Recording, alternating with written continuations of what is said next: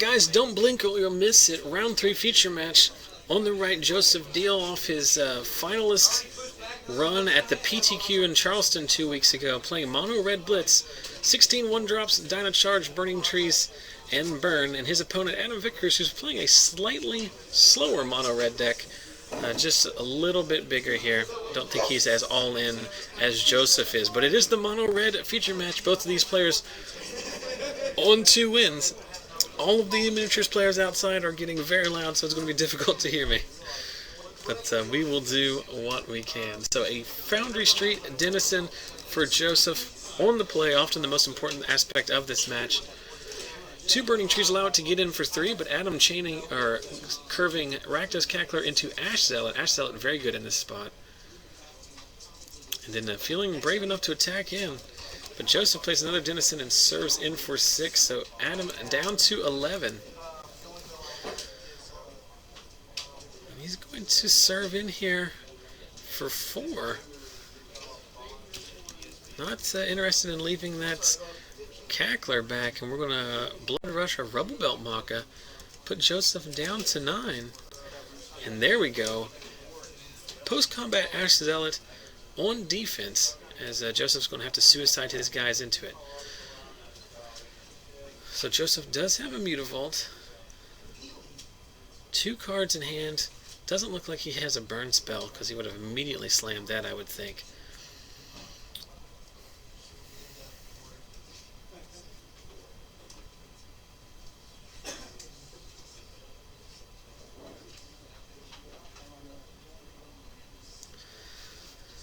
Joseph thinking here. He plays a Foundry Street Denizen, which will pump his remaining 2 Foundry Street Denizens. But the way Adam played this, I would be very concerned about dying on the way back here. But you got to attack to win in this matchup. So our Denizens are 2-1. We're going to take out a Burning Tree, take 6 down to 5. So Adam down to 5. Joseph loses 1 Burning Tree. He still has a Denizen and a Mutavault back for chump blocks. Let's see how much burn Vickers has. He's going to get through 2 damage here if he suicides everything.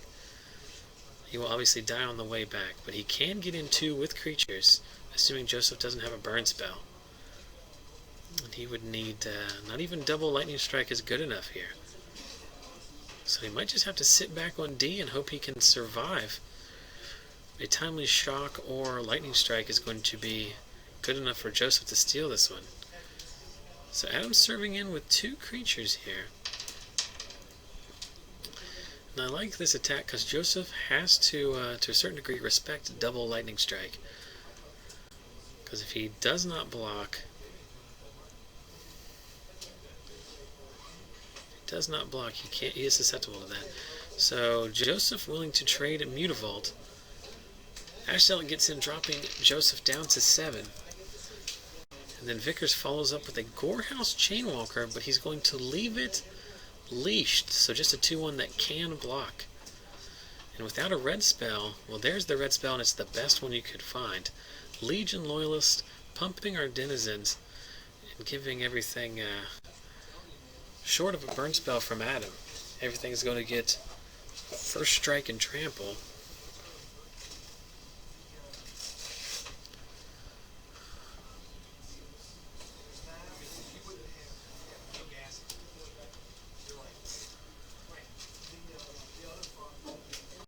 There's a Lightning Strike on the Legion Loyalist before combat.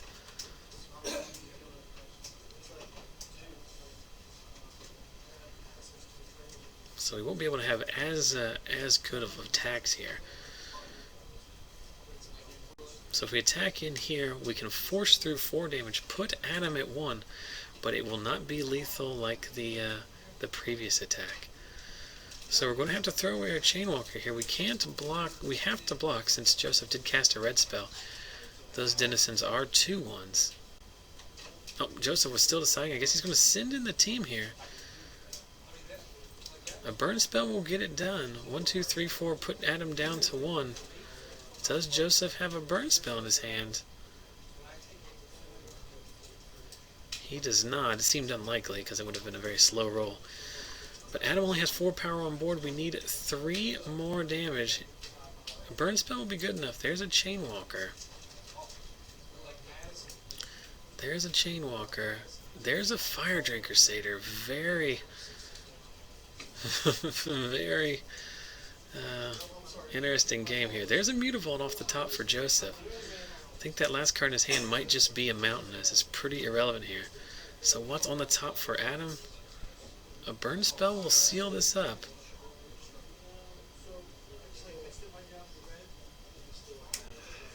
So a leashed Chainwalker, 2 Ash Zealots, and a Fire Drinker Satyr.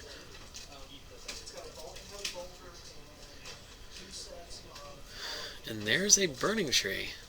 Joseph off the top. Misses on burn yet again. He's slowly falling behind here.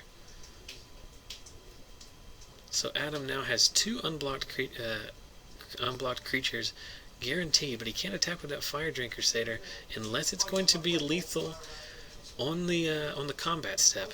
Otherwise he'll die to the trigger from the Fire Drinker Satyr if it's blocked. So just serving in with the Gorehouse Chainwalker. It is unleashed, so it is just a 2-1. Joseph is just going to take it down to 5. What's on the top of his deck? Again, not a shock. Not a lightning strike. So despite a brutish force to get down to this point, very quickly got to 1 and 5 life respectively. But we have stalled here on the ground as both players are in imminent danger. Joseph just trying not to die until he can dry a burn spell to do the last point of damage to Vickers, and Vickers looking for critical mass so that he can force through enough damage to win. So Adam, pump fakes. 2 Ash Zealots, Gorehouse Chainwalker, and a Burning Tree. The card in the glare is a Fire Drinker Satyr.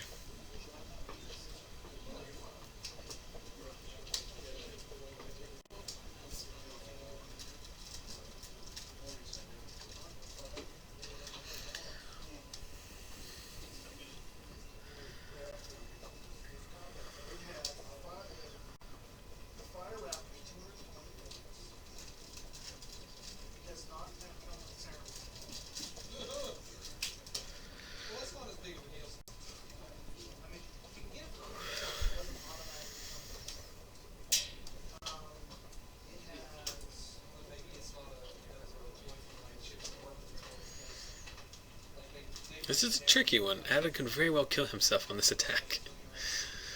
Joseph has to at some point decide if he wants to play around burn or not.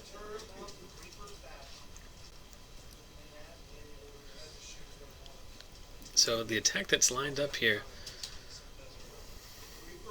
I think doesn't allow Joseph to not play around burn. So Emissary on Emissary, Denizen on Gorehouse,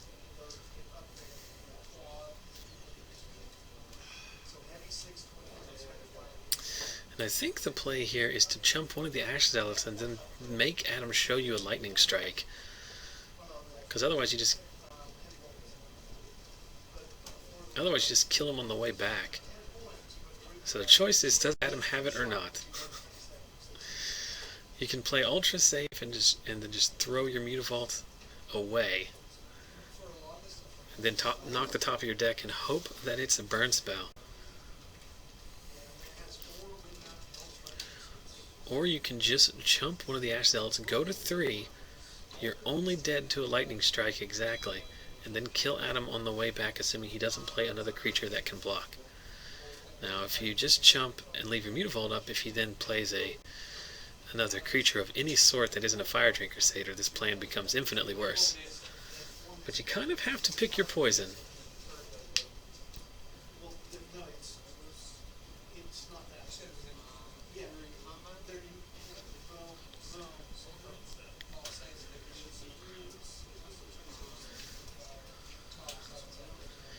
And Rubble Belt Maka is good enough. So Joseph had to decide what cards he wanted to play around. He decided he was going to go to 1, and then Vickers had the Maka for the win. Didn't look like Joseph was going to get out of that one anyway, as Maka on an unblocked Ash Zealot was going to be lethal, and he never seemed real excited about putting his Mutavault in front of one of those Ash Zealots. So Adam gets the first one in this mono red mirror match. All of your Born of the Gods goodies. We'll talk a little bit more about Born of the Gods spoilers here in between rounds, but for right now, Joseph Deal down a game on the play, leading off with a Foundry Street Denizen, and Adam Vickers matching in kind with a Denizen of his own.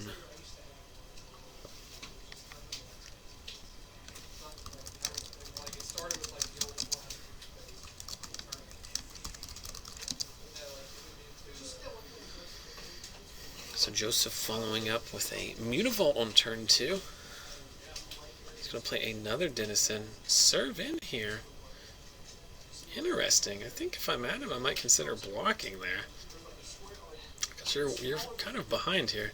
Your Denizen's not really going to get in for much damage. Interesting. Looks like Adam sideboards into Frostburn Weirds. So that's a big old wall that Joseph's not going to be able to deal with unless he 2-for-1s himself.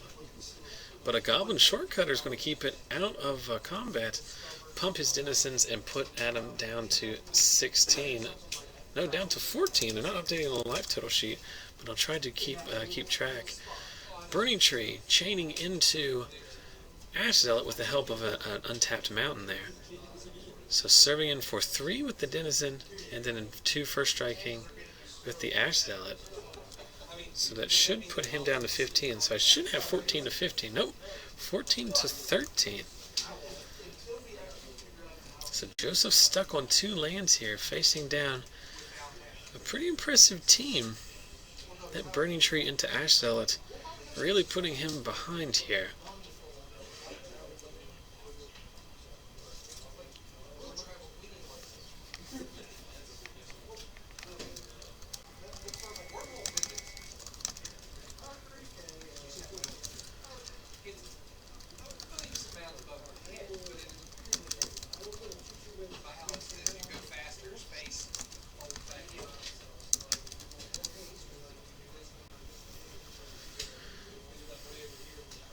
Joseph not really panning out as far as his draw is concerned. Either that Frostburn Weird is causing a lot of problems, or just doesn't have, or his hand is choked with just the 1 red mana source. So pre-combat we're going to take out an Ash Zealot. And then Adam deciding when he wants to serve in here. He's going to serve in with the Frostburn Weird and the Burning Tree Emissary. Well, he's going to go ahead and serve in with the Foundry Street Denizen too. Denizen's going to trade with everything except the Mutavault. So if Adam pumps out here, it's going to be 4, 2, and 1, which is 7. It'll put Joseph down to 6. Joseph has no more tricks because he just has a Mutavault. So we're pumping the Frostburn Weird 3 times for the maximum 7 damage here. So Joseph all the way down to 6.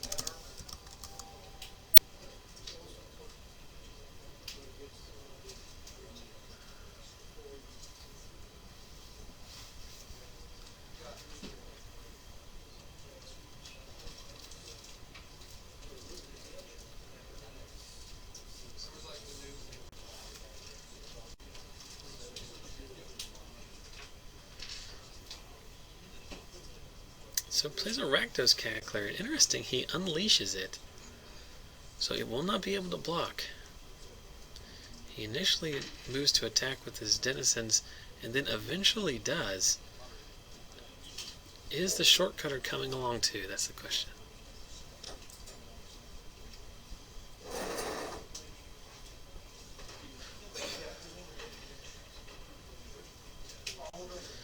So it serves in with the 2 Denizens, no blocks from Adam. He drops down to 10 and untaps, drawing a lot of lands here, serving, loading up a Mutavault. But that Frostburn Weird is a great mana sink here. So serving in, they now 2-1. Well, no, it's not a 2-1. He didn't play a red spell.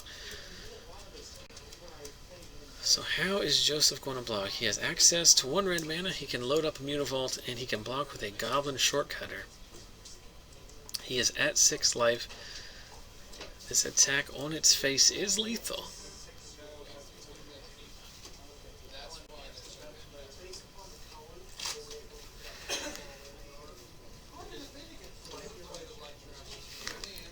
So this Shortcutter is going to die to no matter how it blocks.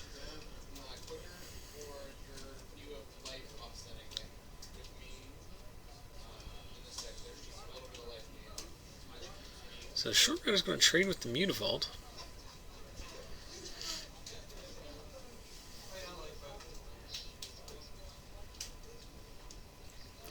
And we're going to overload the Rubble Belt Maka, and that's going to be good enough. Joseph, I think, hoping that he could shock, as we see the shock in his hand, was going to try and shock the Frostburn Weird if Adam activates it for lethal damage, but Adam's smart enough to avoid doing that, as I hear them discuss that exact line of play, and then also the Maka in hand gives him the ability to send home lethal damage and take game 2, and take the match very quickly in this mono red mirror.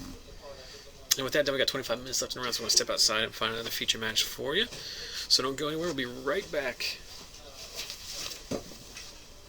Any subtlety involved in having red hair. Makes me stand out. And they're like, oh, look at that stupid. Look at that stupid. Yeah, that is a name now. That's a thing that people say? Yeah. Hey, look at that stupid. Whenever someone says you're stupid, it's not an adjective, it's a noun. I am a stupid. Fair enough.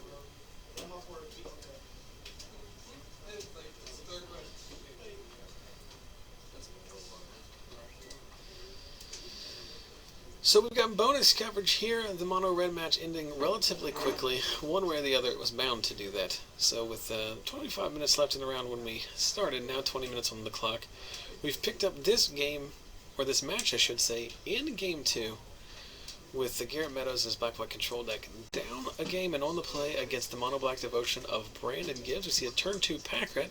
We've watched Garrett play 3 games on the stream tonight. He's had a turn 2 pack rat on all of them. He plays a Sin Collector after his pack rat gets, what's that card called? Destroy target black creature? Dark Betrayal. Dark Betrayal. And Brandon reveals a hand of pack rat, and I believe everything else was a swamp, right? Yeah. So, I think he drew the pack rat, didn't he? I think he has like a Hero's Downfall. Okay, maybe. No, wait, no, he would. Never mind. He would have gotten that taken. Yes. So it looked like Brandon was pretty heavily all in on that pack rat. Yeah. And it is not going to, and it dies immediately. So these guys just trading removal cards for pack rats. But Garrett's slightly ahead here, as he's got a clock on board with the Sin Collector. But more importantly, likely has live cards in his hand, whereas we know that Brandon is playing off the top of his deck already, as his entire hand was swamps off of that Sin Collector. I think he kept that hand specifically to combat the Sin Collector. Well, he had a removal spell. He had a Dark Betrayal, a pack rat, and a removal spell, and he probably just drew the rest of the swamps consecutively. Yeah. But Duress takes a Hero's Downfall. Devour Flesh takes out the Mutavault. And now we're playing off the top here. So Garrett loads up his own Mutavault, serves in for 4. Brandon's run out of tricks and just takes it, dropping to 10. Very good for Brandon would be a Nightfall Spectre, I think. Yeah, I think you're right. A Whip wouldn't be that bad either. Yeah. Though I don't think Whip is 4 and 4, right? Yeah. 4 to cast, 4 to activate. Devour Flesh. Do we want to get rid of the Sin Collector or the Mutavault? You want to get rid of the Sin Collector, I would think, right? What's the Mutavault act? Oh, it's on his turn. Never mind. So Devour Flesh on Brandon's turn. Do you want to? I mean, the Mutavault's harder to kill, right? But Garrett disagrees. He gets rid of the Sin Collector. Gain an extra life? Maybe. I don't think that's relevant. But more importantly, Garrett draws an Underworld Connections off the top, and that's going to be more than enough, I think, to win this one. As the resource, the arms race that is card drawing. Well, Brandon draws one of his own, but unfortunately for Brandon, he's at 4 life, and Garrett is at 19. Garrett's going to draw a card. Serve in with his Sin Collector and put Brandon down to dead on board. Plays a second Mutavault Sin Collector. Go down to 1. See if you can find a Damnation. Followed up by Icequake, which is a black stone rain from Ice Age that I'm sure you didn't know existed. No. But since that is not a card that he has in his deck, we move to a Decider. So Brandon, his opening hand likely had a Pack Rat, a removal spell, and a Dark Betrayal, and some number of swamps. And then it looked like the first 3 turns of the game he drew running swamps. It's a pretty embarrassing Sin Collected hand, right? Sometimes you have to... See, the problem with getting a turn 1 Duress or Probe is that you open yourself to being embarrassed by what you kept. Yeah. That happens in Legacy a lot, actually, where people kind of keep a risky one, and when their opponent probes them, it's like, that's what you kept. Because if you don't know, you can always be like, oh, I drew poorly. Yeah. But if they knew what you started with, it's only on you.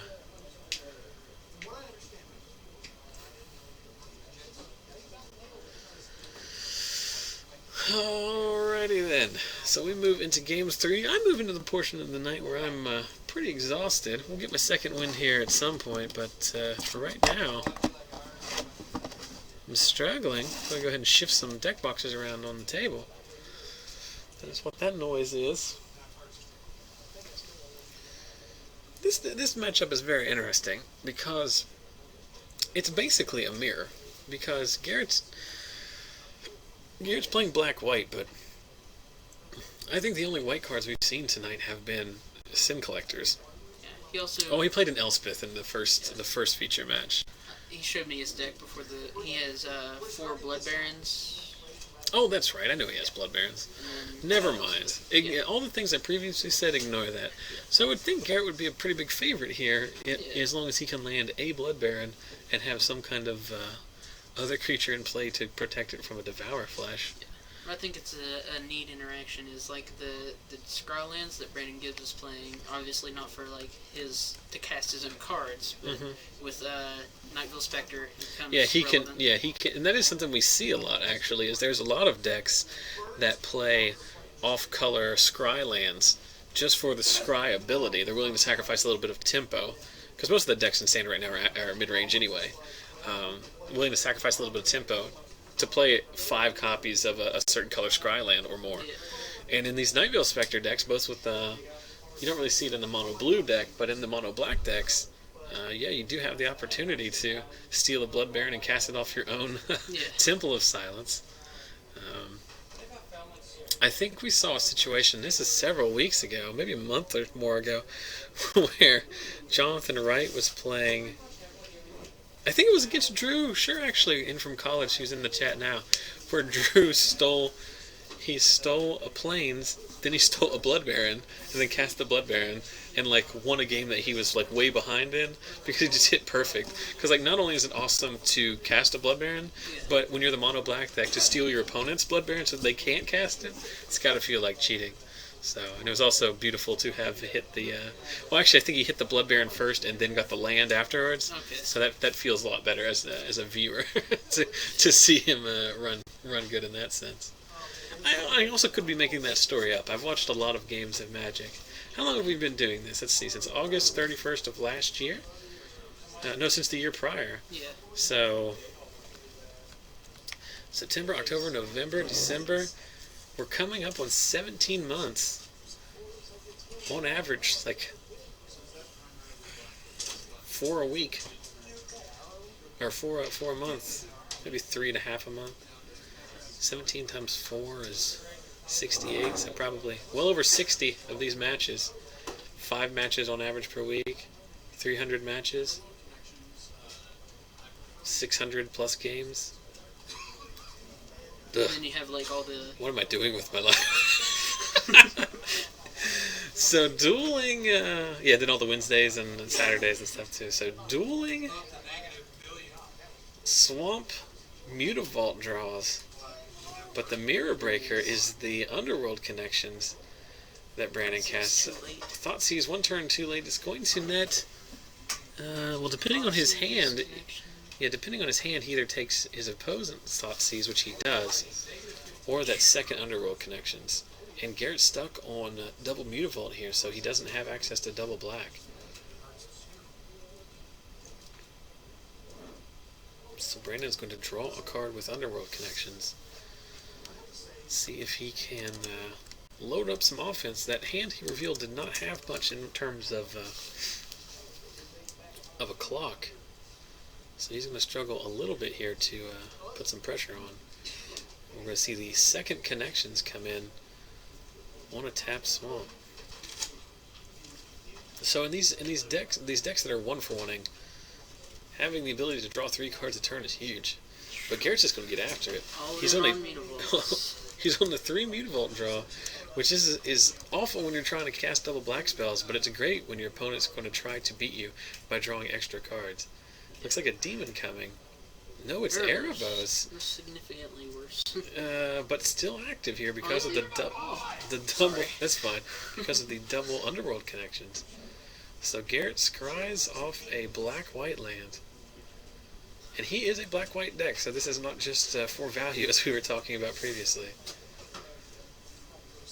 But that Erebos is going to be tough for him to beat. He can no longer go on the Mutavault beatdown plan here.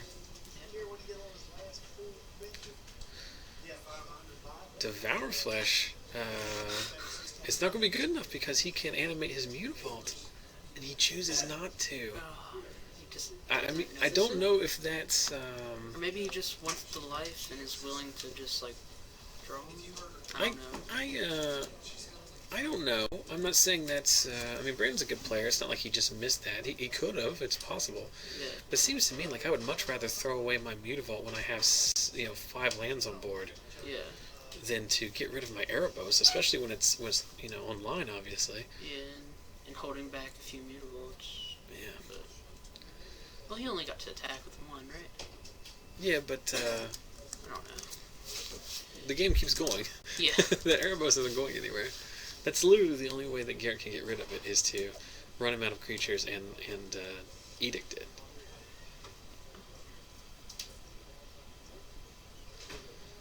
So here's Garrett, 3 mana for an Underworld Connections of his own.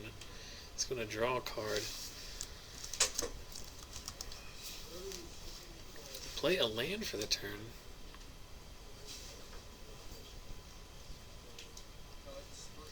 Remind me to ask him after the match if he just missed the Mutavault activation, or if he had some kind of line. I'm trying to give him the benefit of the doubt and think of a situation in which that's better.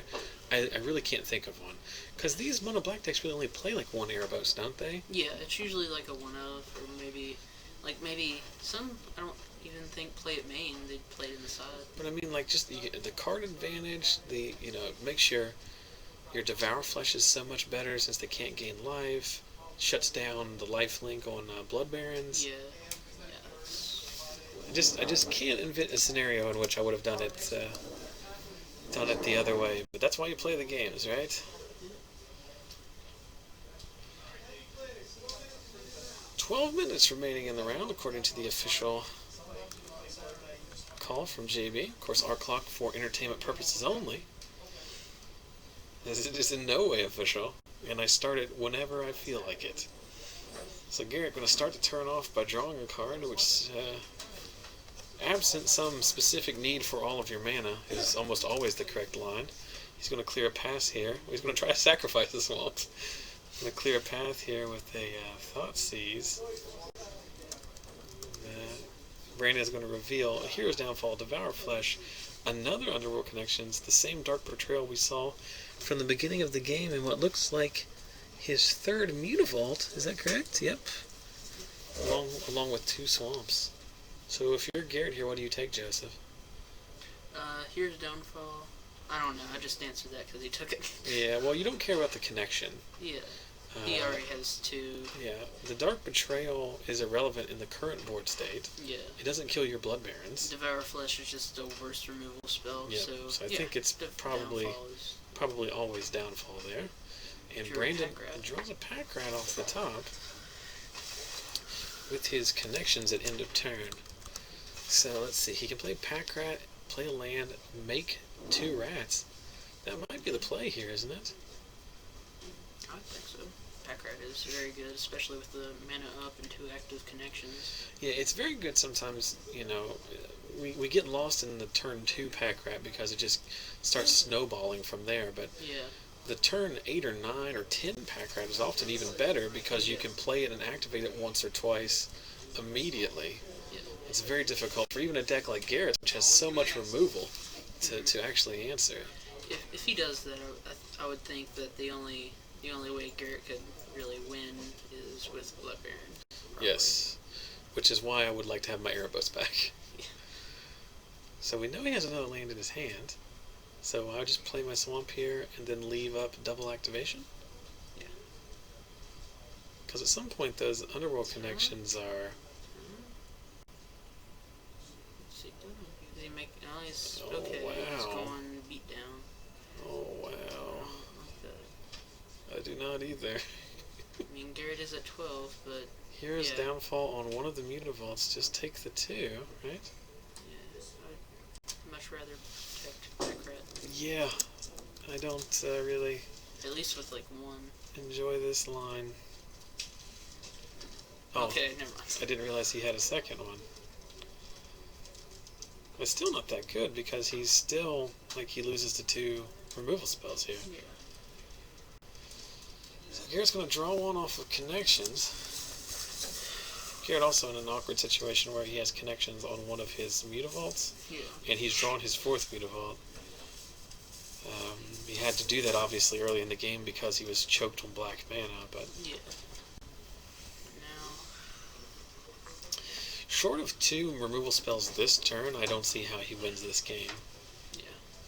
Because Brandon's just going to untap, load up 2 Mutavaults, make at least 1 token. If he has another land in his hand, he can make 2 and serve him for about a... Oh my gosh. Remember that things I was saying? Yeah. They're irrelevant now, as Garrett does have 2 removal spells, 2 Dark Betrayals. Yikes. Oh, that was pretty good. But of course, Garrett making the rookie mistake of using all his run good in round 3. He's not going to have any luck left when he gets to the top 8. Hey-o! So Brandon goes from being in what was basically an unbeatable board state to a spot where he can very easily lose this one, because Garrett's 1 land away from serving back for 8 with all of his Mutavaults, and Brandon only has a 3-turn clock here because he only has 2 Mutavaults and Garrett's at 9.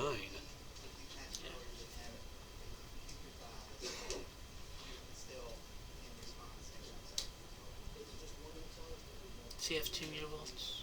He has 2 Mutavaults, yeah. And 1 in hand, right? Flash Nuke in the chat saying Mutavault counts as a rat, that's why. I'm not sure what that was in response to be perfectly honest. The, how would he not sacrifice the mutant? Oh, that was ages ago. Yeah. No. The Mutavault is a pack rat, but I don't think it's relevant at that point. Oh, I understand. He's saying that he may have been keeping it for the beatdown plan of pumping your other rats, but as Keldar also says it doesn't seem like a very good reason. There is the Nightveil Spectre, which we talked about earlier, is a pretty good brick wall here. It's also an evasive threat. Garrett is only at 7 life here, so it's a relatively quick clock in itself, or at least a reasonable clock. And you never know what's going to come off the top of Garrett's deck. Pack rats of his own, removal spells. It also makes Grey Merchant lethal. It's an excellent point. As he has 1, 2, 3, 4, 5, 6, 7, exactly 7. So it would be overkill actually, but it does push it up to past 6.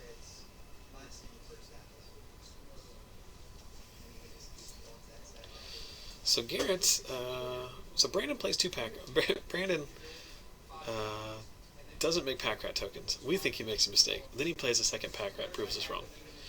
Passes back to Garrett, who looks like he is up against 2 pack rats, but produces double Dark Betrayal. Yeah. Looks like he can't lose. Then Brandon finds a Nightveil Spectre and now it looks like he's back in it to win it. So this one is teetering here. I haven't updated the life total since the Carter administration, it looks like. Garrett at 6, he's drawn a card off of his Underworld connections. He obviously has a considerable choice here. Downfall on the Spectre. And then serve in with Mutavault, maybe? If he doesn't respond. Serving with Mutavault is fine, I guess, because you're not going to die next turn anyway, but you'd probably want to keep it to block. He'd maybe want to just keep... Well, the Grey Merchant's going to be lethal no matter what, so it's not like... It's not like Brandon's going to... Oh, I didn't realize that swamp was untapped. If I'm Brandon, I'm just taking the 2. Yeah. And then you have him on a 2. Yep. You still have him on a 2-turn clock. Mm-hmm. Oh, Brandon living dangerously here. Looking for a Grey Merchant, I guess. He has a Devour Flesh in his hand. It's the only card I see as he plays another swamp here. Still that Dark Betrayal that he's had since the first turn in his hand. As Garrett has not played a black creature, has he? No. Did he play a pack rat at some point? No, not at all. So Garrett has drawn all 4 of his Mutavaults. Mono Mutavault. And has managed to really turn this into a game. It looked like when he played the second Mutavault as his 3rd land, that this one was going to be one that was decided by... oh my. We're going deep. But I guess the difference between 6 and 5 life is minuscule. Yeah. It's deciding to go from 7 to 6 that really matters. Yeah. So really, it really depends on what cards are in Brandon's hand. None of which that seem that exciting, as he by body language, he doesn't seem real excited about his station in life right now. In the chat mentioning how much better would it be in this spot if you had Erebos on board. Well, the game would be over, to be perfectly honest with you. Erebos, when you have 2 Underworld connections against a deck that can't really remove the Underworld connections, is so good, because you know it's always going to be live. And also, like, the game wouldn't have gone long enough for Garrett to really draw out. No. Too much pressure, he wouldn't be able to use his connections as aggressively as he's been able to. Yeah. So again, it'll be very interesting to find out if that was an intentional decision or just missed it when he could have sacrificed his Mutavault. So Brandon's forced to discard a card. We know he has at least instant speed removal in the form of Devour Flesh in his hand. So a reason why he's leaving up 4 mana or 3 mana in addition to his 2 Mutavault activations. So Garrett going down to 5 here. He finds a swamp. He finds a Blood Baron. Okay. I was going to say, Devour Flesh, but then Mutavaults. Yeah, but the question is, Garrett's a very good player. I assume he's smart enough to not attack with those Mutavaults, because tapping those lands would open you up to getting blown out. So there's one Devour Flesh. Activate itself, or activate one of the tapped ones. That's even better. Yep. That plays around the second Devour Flesh. And it goes up to 7. Yeah, I would have just sacked the one I tapped, but it really doesn't matter. Yeah. Just as long as you don't sack the untapped one. Yeah. So a Robber Baron, as we like to call him. Everybody loves Raymond, and everybody loves a 4/4 lifelinker that's pro your opponent's deck. That's probably going to be good enough here. I've said that about 5 times in this match, but the chat pointing out that Gary is still lethal here.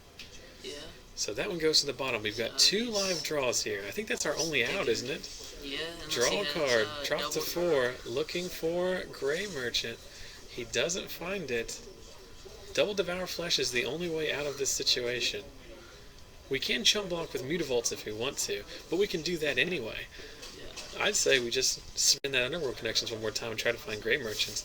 I mean, I assume they're in his deck after sideboard. I don't see why you would take them out, right? Yeah, there's no reason to. It's one of the better cards in the deck. So, yeah. Like you said earlier, the difference between 5 and 4 is small, and so is the difference, or 5 and 6. like the odd numbers don't really count that much against the Mutavaults. We were at the point where all attacks are lethal. Yes. They loved it. The guys out there loved that comment.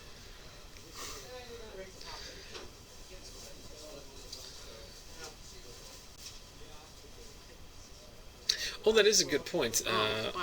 It isn't lethal because of the... for some reason I thought he had 7 devotion, but he's only going to have 6 with the Grey Merchant, so we need to come up with another black permanent first. There's an Underworld Connections. But now he doesn't have 5 lands. Yep. And he already played his turn.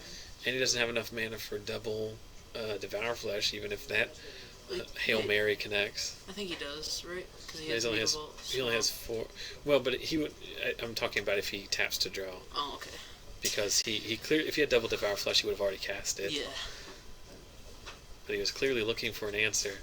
One did not come, and I think Brandon's about a few final resolute seconds away from extending the hand. I think what he can also do is like if he punches Garrett in the throat.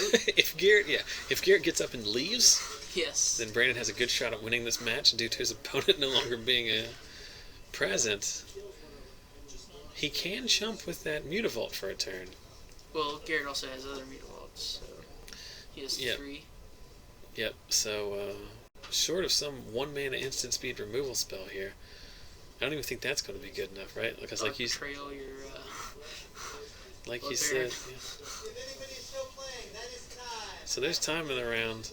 Load up both my Mutavaults. This should be good enough. So serve in. No matter what, 2 damage is getting through, and there we have it.